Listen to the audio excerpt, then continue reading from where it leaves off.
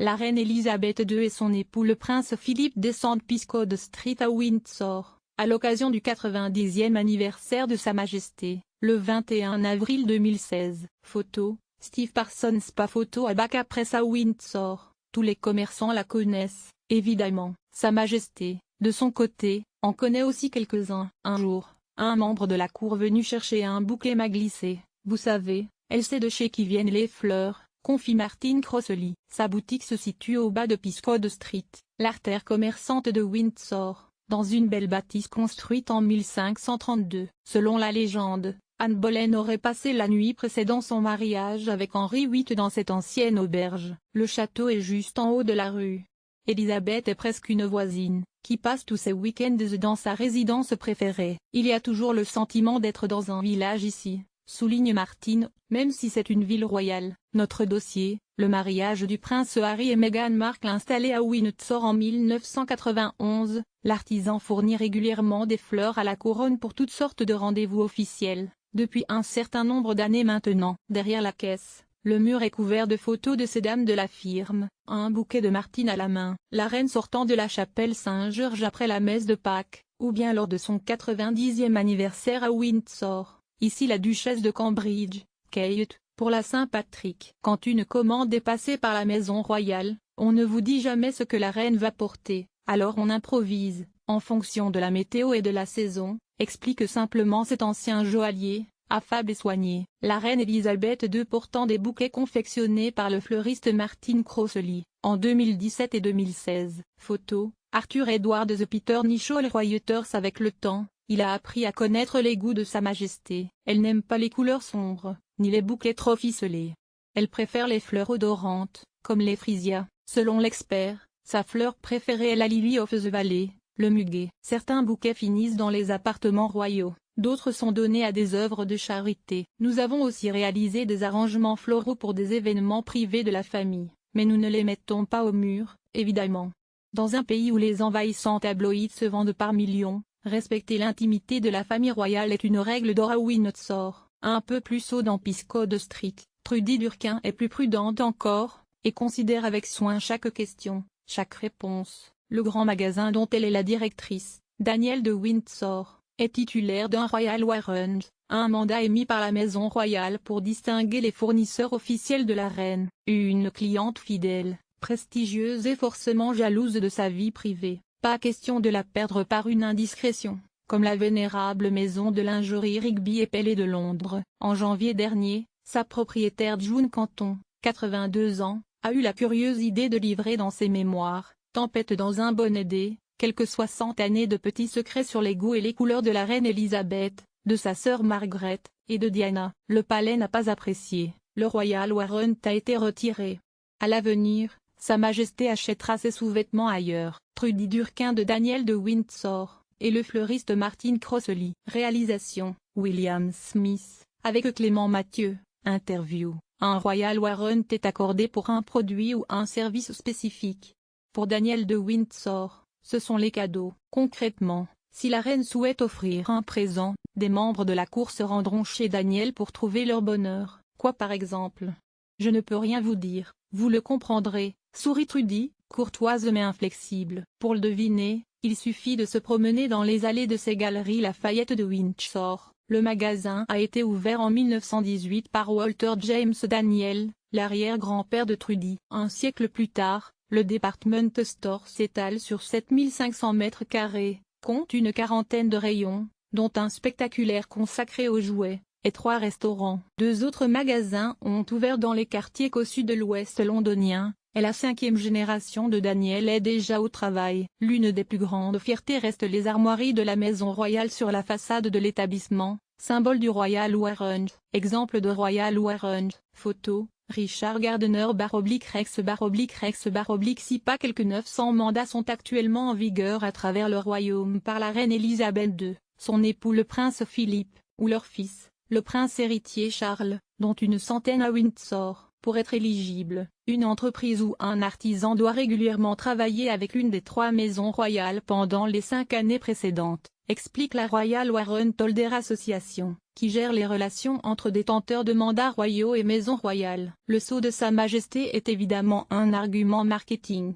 Cela donne à nos clients un sentiment de crédibilité, de longévité et de fiabilité, estime Trudy. Le Royal Warrant n'est toutefois pas indispensable pour faire commerce avec la famille royale. Martin Crossley, lui, n'en a pas. J'aurais peut-être voulu l'obtenir à mes débuts, mais après 26 ans, je ne me pose pas la question. Je suis surtout heureux de m'occuper de mes fleurs, explique-t-il, avant de concéder. C'est un atout, sans aucun doute, parce que les clients comprennent que si la reine se fournit chez ses commerçants, c'est qu'ils sont les meilleurs. En près d'un millénaire, 39 monarques se succèdent au château de Windsor. Windsor et son commerce ont toujours été liés au château. Piscode Street n'est qu'une simple voie, probablement tracée par les Saxons, quand Guillaume le Conquérant décide de la construction d'une forteresse, en 1070, pour défendre l'ouest de Londres. L'emplacement est idéal, une butte dominant la plaine, une grande berge sur la Tamise, et une magnifique forêt pour la chasse. Charpentiers, maçons, forgerons s'installent pour les travaux. On ouvre des échoppes. Un siècle plus tard, Henri II fait construire de luxueux appartements et transforme la bâtisse militaire en résidence royale. Les habitants de la bourgade située à 4 km au sud, aujourd'hui appelée Old Windsor, déménagent à New Windsor pour profiter de cette royale aubaine. Des marchands de vin, d'épices, de tissus s'installent en provenance de Londres, et une première guilde est établie au XIIIe siècle. En 1344, Édouard III lance le plus grand chantier du Moyen-Âge britannique, en investissant des sommes colossales pour faire de son château natal un palais gothique, siège de son nouvel ordre de la Table ronde. Windsor devient l'une des villes les plus riches du royaume.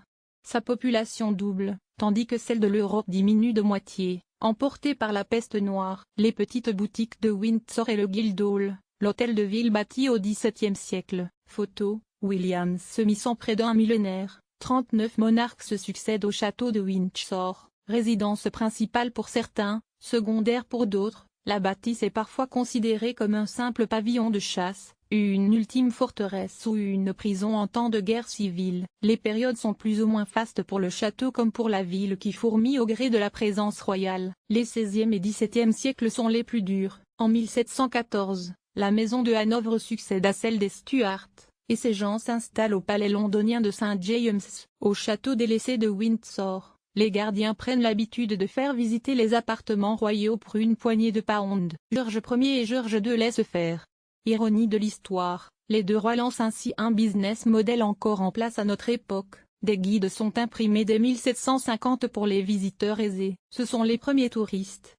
On en compte aujourd'hui plus d'1 million par an. Samedi 19 mai 2018, pour le mariage du prince Harry et de sa fiancée Meghan Markle, quelques 100 000 personnes sont attendues dans les rues de la ville. C'est magnifique pour une petite ville, vent ou pas, l'exposition médiatique a forcément du bon, se réjouit Martin Crossley, même s'il sait que les gens de passage ne vont pas emporter des fleurs en souvenir. Une chose est sûre, en revanche, les futurs mariés de la région lui demanderont toutes le même bouquet que Meghan, au moins pendant un an. Chez Daniel, on espère bien quelques ventes, outre les habituelles babioles, tasses, cuillères, cartes, vêtements. La chapellerie pourrait être dévalisée de ses bibis avant même le Royal Ascot, le fameux meeting hippique qui se tient en juin non loin de Windsor. La pâtisserie lancée par Heidi, la sœur de Trudy, va proposer des mini wedding cakes, vanille, pistache, chocolat ou mangue, confectionnés par les deux chefs français, Brice et Matty. Jess Hunter, gérante du pub Queen Charlotte qui servira un gin spécialement conçu pour le mariage du prince Harry et Meghan Markle.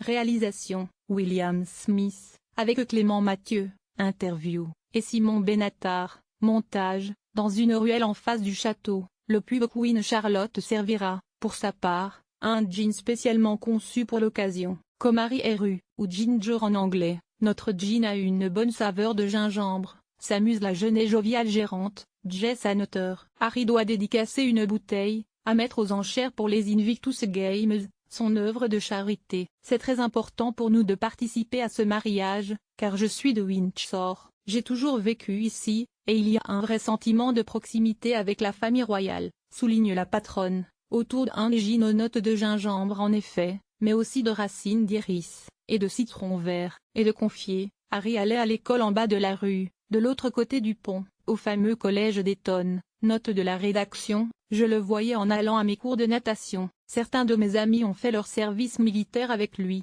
Mais pas la peine d'insister, bien sûr, en bonne voisine, Jess ne laissera échapper aucun secret sur la famille de Sa Majesté.